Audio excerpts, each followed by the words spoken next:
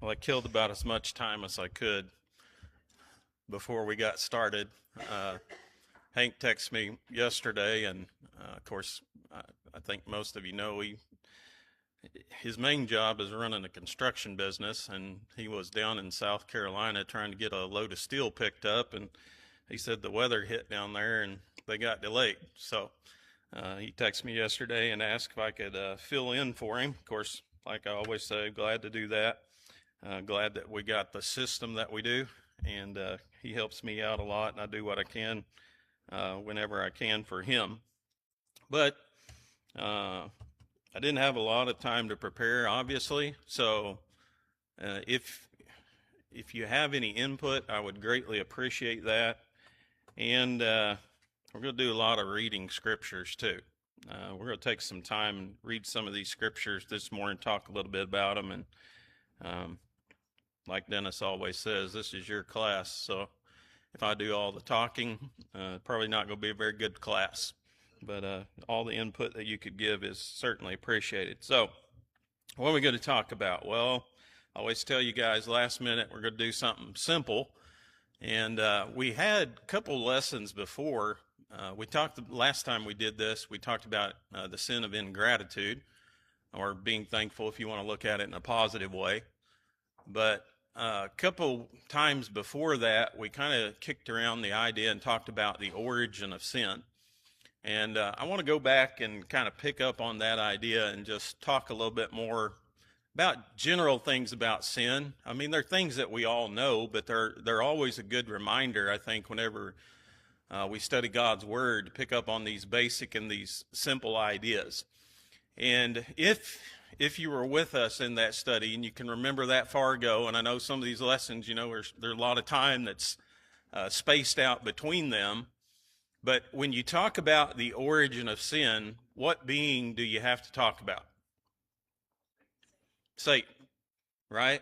Because ultimately, when we study about sin, when we read the Bible, we're not given all the information behind it, but we do know that Satan is behind it, don't we?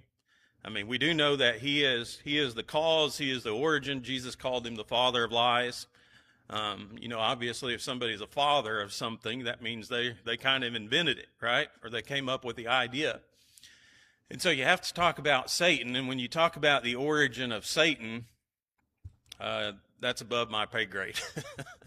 There's some clues I think you can find in the Bible and some ideas you can kick around. And that's basically what we do when we talk about the origin of Satan. When you think about in terms of the origin of sin here upon the earth, and this is something that we kind of emphasize, sin obviously began before the earth was ever created. Sin was there before earth came in because Satan was there, right? He was there before the earth was ever created. We read a little bit of, again, kind of hazy ideas behind him of what he did and how he got to be in the position that he's in. But when you talk about sin upon the earth, how does sin begin? It begins with a lie. And again, I want to emphasize this. Who's behind all of it? Satan. So you kind of got this pattern as you look through the idea of, the origin of sin. Who's behind it? Well, Satan's always the one behind the curtains, right? He's always kind of the instigator when it comes to the matter of sin. And so we talked about those two things, but what I'd like for us to think about a little bit this morning is the idea of the origin of sin in us as individuals. Where does sin enter into our life? How does sin enter into our lives? Who's the cause behind it? And really, I don't want to say who's to blame for it, but that's how I'm going to put it. But I think you guys know when I say that, I'm not excluding our part in sin or our accountability when it comes to sin. But I think what you'll find is it's basically the same idea. Who's behind it? It's still Satan. And so all the times you think about sin, whether it's before the world began, you got Satan behind it. When the world comes into existence, the first sin, you got Satan behind it. When you look at our lives as individuals, who's the instigator? Well, it's Satan, isn't it? And so he's always the one behind the curtains when it comes to sin. Now, one of the important teachings of the Bible has to do with the idea of do we inherit this idea of sin from our parents or from our ancestors. And there's a number of passages that we could look at in the Bible, but I want to encourage you to take out your Bibles. And like I said this morning, I'm going to turn a little bit. I'm going to give you a little bit more time to catch up with me and to read along with me. But turn to the book of Ezekiel with me. Ezekiel chapter 18 is a pretty common and straightforward passage when it comes to the idea of the origin of sin within the individual, within us. And when we talk about the nature of sin, if I were to ask you to define sin for me or to give me a biblical definition of sin, how would you define it? The result of separation from God. Yes. I don't think you can get a better definition. Sin is an act, isn't it? It's not a concept. It's not an ideology floating around there. It's an action that takes place. And the Bible clearly defines for us what sin is. Sin is a breaking of God's law. In fact, that's the way that John defines it in 1 John 3 and verse 4. He calls it, King James Version says, a transgression of God's law. And so God gives us this law, and when we break that law, and if we have enough time, we'll talk about maybe the different areas of sin. But when we break that law, we have sinned, right? That's what sin is.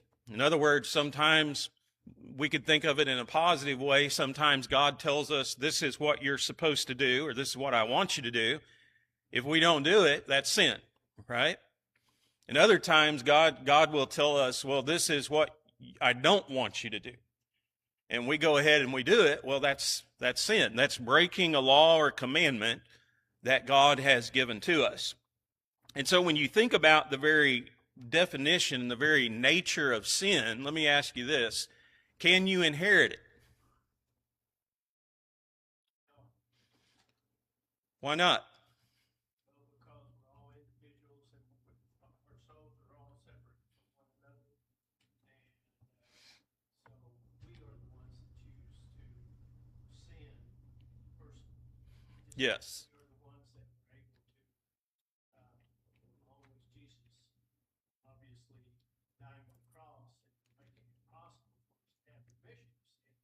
It's all about us. Yes. And when you come down to the very definition, and here's what I want us to think about. When it comes down to the very definition, how can I become guilty of sin? I've got to do something, don't I? If I don't break God's law, am I a sinner?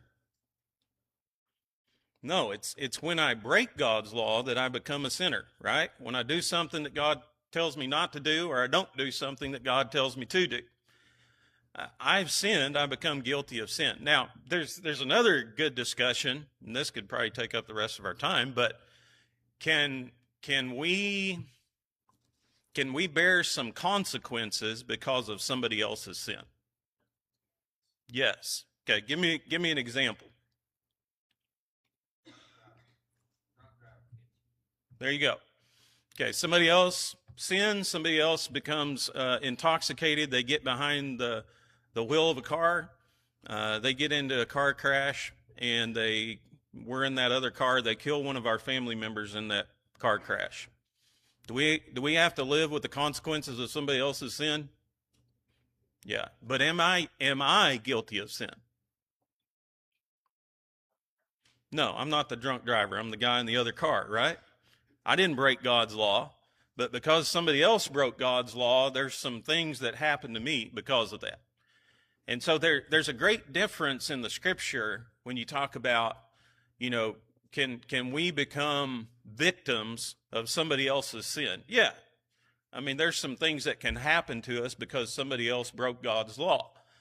But in the same breath, you also have to emphasize the Bible teaches that just because somebody else broke God's law and caused harm to me doesn't mean that I'm guilty of sin itself. Okay, they're the ones who are guilty. They're the ones who've broken God's law. So if you think about just the very biblical idea and concept and definition of sin, it's pretty easy to understand, isn't it? So let's turn over here to Ezekiel chapter 20, and let's talk about this idea, because obviously there are some people in the religious world today who would disagree with that assessment of sin. And they have an idea or a concept or belief that we are born sinners, right? Have you ever heard that in the religious world today? Yeah. So we want to think about this idea, and again, look at it from a biblical perspective. That's what we always want to do. What do we learn from the Bible? Not what did my mom and dad believe, or what did this preacher or this religious person tell me. What does the Bible teach? And Ezekiel chapter 18 is one of those great chapters where you can go to and kind of reinforce this idea when we talk about the idea of what sin is and how it comes about that we become sinners ourselves. But Ezekiel chapter 18 and verse 20 is probably one of the easiest verses to remember or use when you're talking about an idea like this. I've got to put my glasses on, or I can't read this morning. Verse 20, it says, "The soul who sins shall die. The son shall not bear the guilt of the father." Again, I want to emphasize that guilt. It doesn't say there aren't any consequences that often come from maybe our parents' sin. They did something that was wrong. Because of that, there's some consequences that we have to live with. But guilt. "The son shall not bear the guilt of the father, nor the father bear the guilt of the son. The righteousness of the righteous shall be upon himself, and the wickedness of the wicked shall be upon himself." And so what does that verse teach about the idea of inheriting the guilt of our parents' sins? Don't happen, does it? Pretty straightforward there. It says you got a father, your father does something that's wrong, that he's broken a commandment of God. Am I guilty? His son? No. I'm not going to bear the guilt of his sins, and he's not going to bear the guilt of my sins either. It works both ways, doesn't it? The guilt of sin isn't something that's passed back and forth from one another. It's not something that we inherit. It's not something that's hereditary, is another way to define it. That's passed on from generation to generation. It's something that we as an individual, it's an act that we as an individual make and choose to do.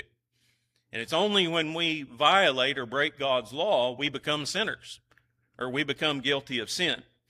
And so what does that tell you about a child who's born into this world?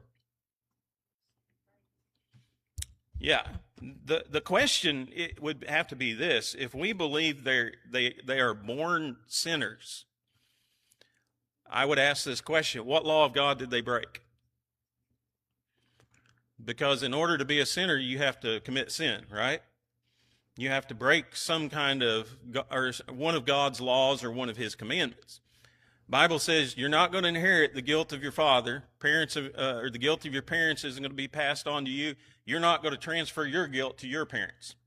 Okay, the soul that sins, the person, the individual who commits sin, that's the person who's going to be guilty of it. And so you have this incredible, straightforward teaching in the Bible about the idea of how sin originates, or how it comes alive in our lives as individuals today. So here's a question to think about.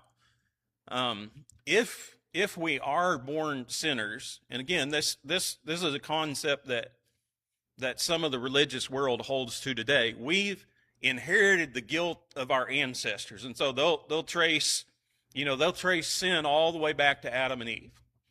When Adam and Eve sinned, when they broke God's law, and they had children, those children became guilty of their sin. Well, if that's the case, man is a twofold being, right? We're flesh and we're spirit. And so here's one of the questions that you have to ask is, where does the guilt of sin, if we are born sinners, from which side do we inherit that guilt? Okay, we have to either inherit it from a fleshly perspective, or we have to inherit it from a spiritual perspective, right?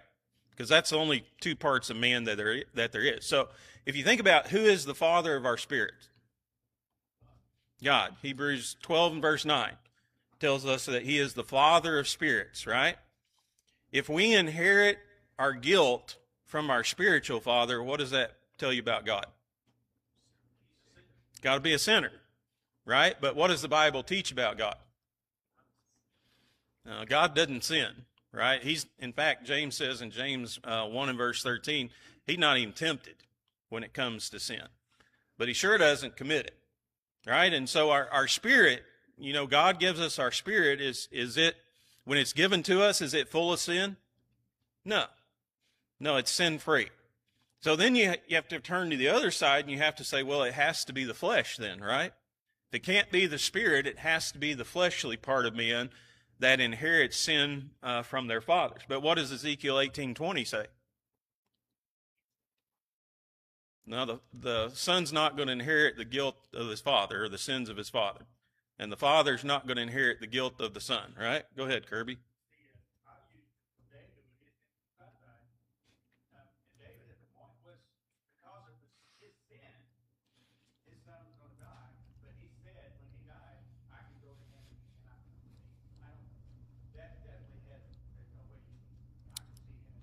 Yeah. Yeah. And that's a great example of it, isn't it? If you aren't familiar with what he's speaking about there, of course, he's referring to David's adultery that he committed with Bathsheba. And remember, because David broke God's law, he sinned. Because he did that, God said what was going to happen to the child. Child was going to die. Now, was the child a sinner? No. But God wasn't going to let David prosper because of his sin. And so that child died because of what David did. That was a consequence of his sin. But, like he pointed out, David's concept, and of course David was a man after God's own heart. I don't know if you look through the scripture, I don't know if there's a person, besides Christ, that there's a person who better exemplifies a relationship with God than David himself. But he was close to God, wasn't he? He knew a lot about spiritual things and spiritual matters, but when that child died, where did he think that child was? Yeah. Kirby made that reference. He said, I can go to him, but he can't come back to me. Well, was David talking about going to hell? Is that where he was going to go? No. He knew that child was born without sin, right? Never broke God's law. Never violated any of God's commandments. He was born pure and innocent and without sin. And that's the picture that the Bible paints to us of children that are brought into this world. They're innocent. So when you think about children, and a lot of people ask that question, well, what happens if we're born sinners? What happens to a child that right after they're born, they die? Did they die in sin? Well, according to that idea or philosophy, if we inherit the sins of our forefathers, if we're born sinners, you would have to say they did die in sin, right? And that's where a lot of religious practices in the world today have come into the picture. You know why some religious institutions practice baptizing babies? Because they think they're born sinners, right? Now there's another road we could go down to talk about the correct candidate for baptism. Well, we'll do that in our sermon this morning, so we won't even have to go down that road. But, there's some things to consider in that area. Here's another idea, and you may be familiar with it, you may not, depending on kind of your religious background or people that you know or discussions that you've had. How do you explain the birth of Jesus Christ if we're born sinners? Right? Because you either have to inherit it from your fleshly father or your earthly parents, right? We know he didn't have an earthly father, but he did have an earthly mother, didn't he? Did Jesus inherit Mary's sins whenever he was born? Well, that would have made him a sinner, wouldn't it? Have you ever heard this this term the Immaculate Conception. Do you know what that is? Somebody explain it to me, if you heard it or if you understand it.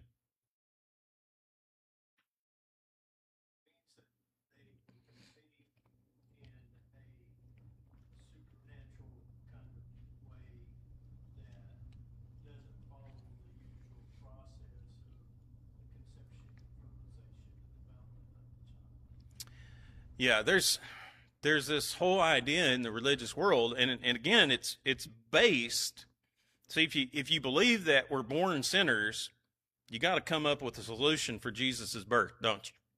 If you believe we inherit the guilt and the sins of our fathers and our ancestors, you got to come up with some way to explain Jesus' birth. And so that's what the term Immaculate Conception, that's what it refers to. And it simply means this. It's this idea or belief that at the moment that Jesus was conceived in the womb of Mary, she was free of sin.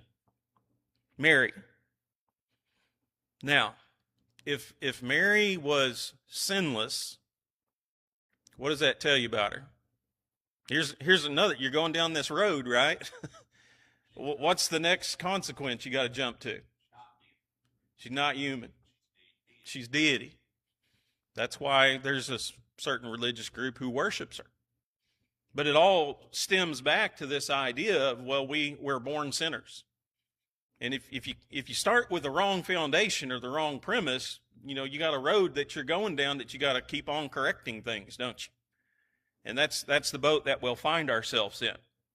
But simply stated, you think about the Bible, says, our spirit came from God. Obviously, God's not a sinner. Our flesh came from our fathers and our mothers. Well, we don't inherit the guilt of their sin. That's not how a person becomes guilty of sin. And so that idea is just not found in the Bible. That's not how sin enters into our life, through inheriting it from our ancestors. So the question becomes this: if that's not the way that we become sinners, how do we become sinners? Turn over to James chapter 1 with me. James chapter 1. I got a question. Yes, ma'am. So, does that religion believe that Mary was human, or just deity, or both? That's a good question. I mean, because if she was both, then why wasn't she crucified on the cross? Yeah, both like Jesus is what you're trying to, the idea that you're trying to portray. Yeah, I'm not sure. That's a good question for them, not not for me. But the idea that she is sin, I think certainly we know they think she's deity. I don't think there's any doubt about that, because obviously, they pray to her, they ask her for things, and so that's far above human capability. But I don't know about the human side. I don't know if it'd be the same concept as Jesus, God in the flesh, or not. I agree wholeheartedly with what we're saying here, but I guess I've always just glanced over it. But Exodus 34:7, in reference there, says that visiting the iniquity of fathers and children, and children's to third and fourth generation. Is this consequences we're talking about here? Yeah, exactly. And the illustration, well, you're referring back to Mount Sinai, where basically Moses is given a description of God whenever he passes by, but he talks about the nature and the character of God. And of course, one of the things that is referenced there is translations a little bit probably different, but visiting the iniquity of the fathers upon the children. And again, that's when you talk about God, that's not the idea of guilt, but it is the idea of consequence. And you see that in the children of Israel in the Old Testament, don't you? I mean, you see men like, and we've been studying on Wednesday nights, you see men like Daniel, great men, godly men. Did they do anything wrong? Why'd they wind up in captivity? It's because of what their fathers did, right? They suffered for the consequences of their fathers' sins. Their ancestors chose to disobey God. Because of that, God says, I'm going to punish you. You guys are going into captivity. People who were not guilty of that sin, suffered because of it, didn't they? Now, again, were they sinners in the sight of God? No.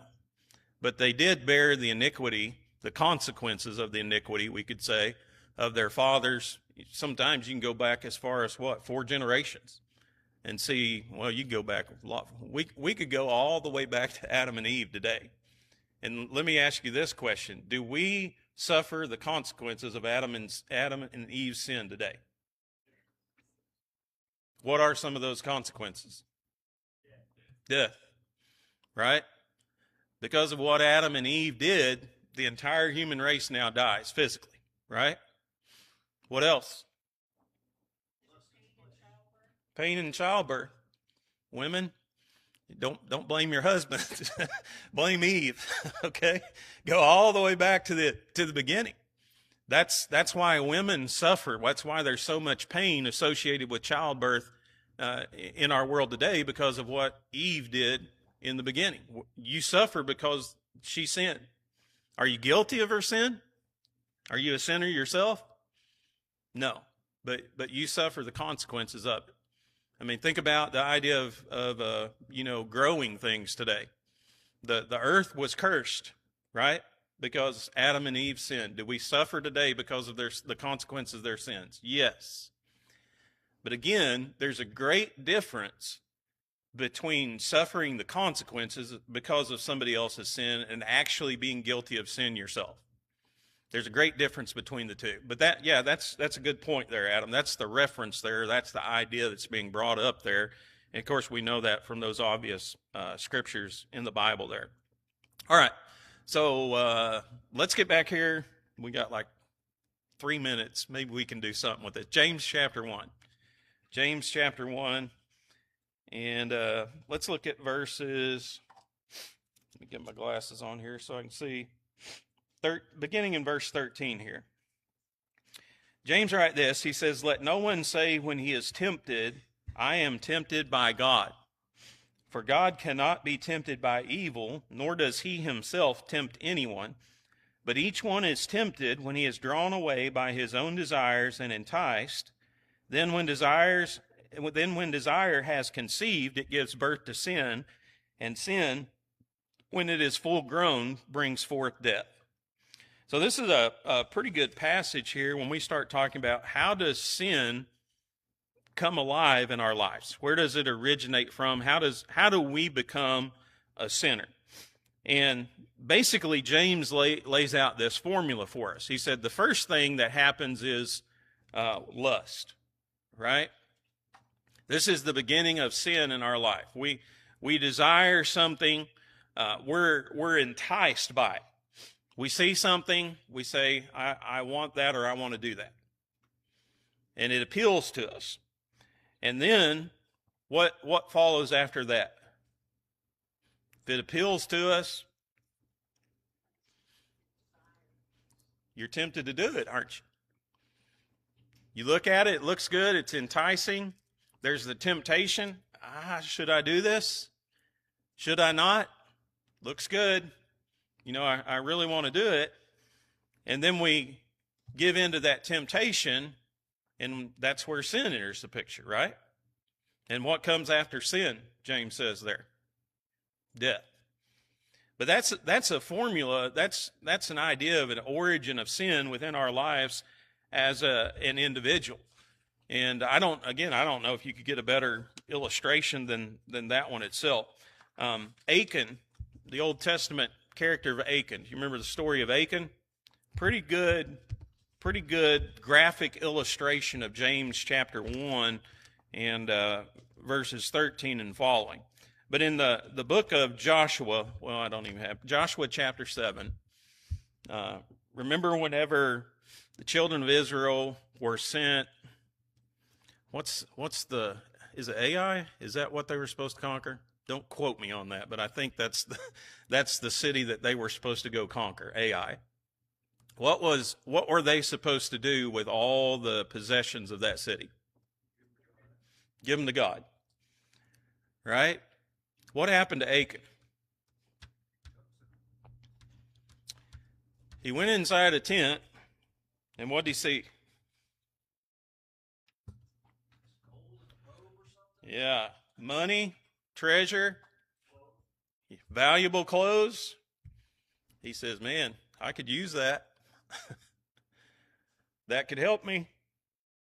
Could make things easier, make it more enjoyable. Have a variety of clothes, not having to worry about that.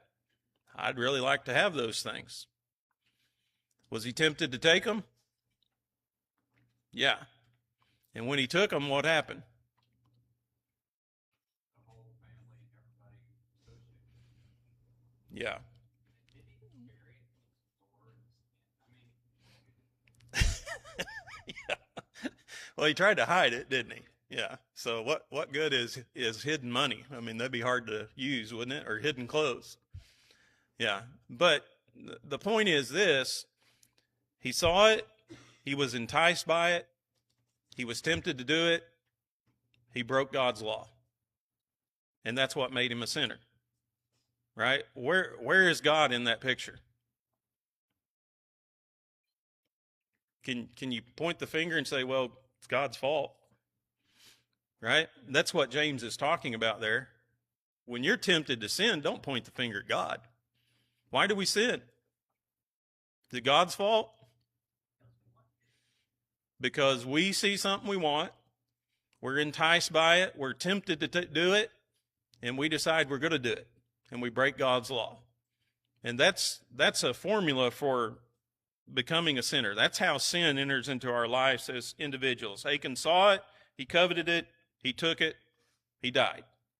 I want you to think about Eve. Eve saw it, she coveted it, she took it. What happened? She died physically. I mean, that's the biblical picture of sin. And so it's a good study. Again, it's really simple stuff, but it's always a good study. And those are things that are beneficial, I think, especially when we get into discussions with our religious family and friends who believe in this concept of an idea that we inherit our sins from our fathers. So, all right, we're out of time this morning. Hopefully, Hank will be back next week. Anybody got any thoughts, comments? Yes, ma'am. Did Eve go to heaven? That's a good question. I can't answer that, but it's a good question, though. Anybody else? Yes, sir.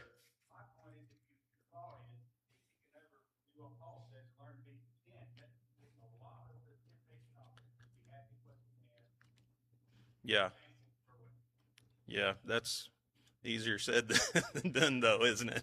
Especially in the society that we live in. But yeah, you're right. I mean, you're totally right. It's a simple formula, but that's right. That's very true. All right. Anybody else?